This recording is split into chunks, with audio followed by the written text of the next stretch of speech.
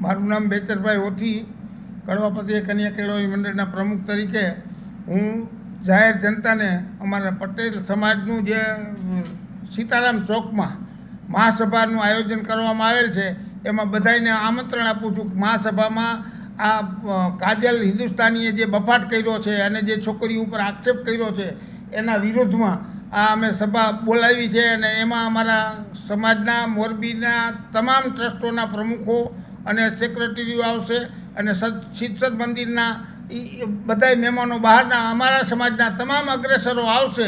24 તારીખે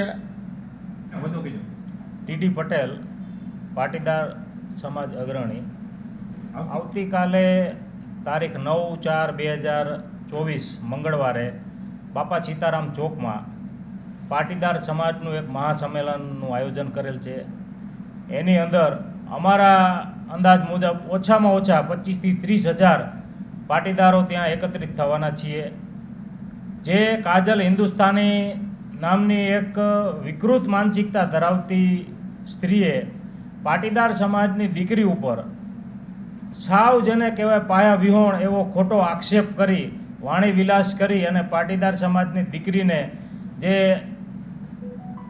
આબરૂ ઉપર જે હાનિ લગાડવાનો એને જે પ્રયાસ કર્યો છે, તો એની સામે પાટીદાર સમાજ એને માફી મગાવવા માટે એકત્રિત થશે અને જાહેરમાં માફી નહીં માગે તો એની સામે કોર્ટમાં પણ અમે કાર્યવાહી કરશું.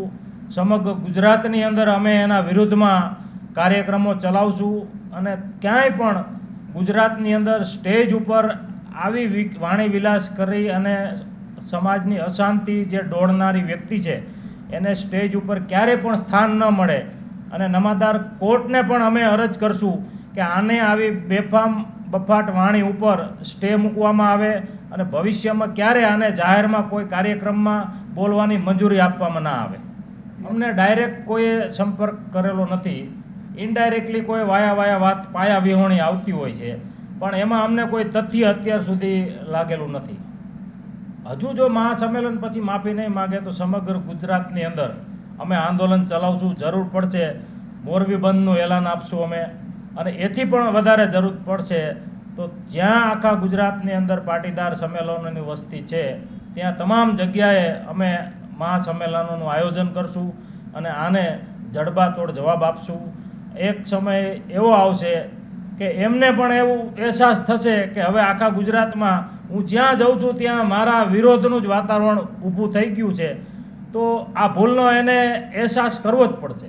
અમારા તરફથી પાટીદાર સમાજના તમામ ઉદ્યોગપતિઓ, તમામ રાજકીય આગેવાનો, ભાજપ, કોંગ્રેસ, આમ આદમી પાર્ટી, સામાજિક સંસ્થાઓ બધા જ ને અમે આમંત્રણ પાઠવેલા છે.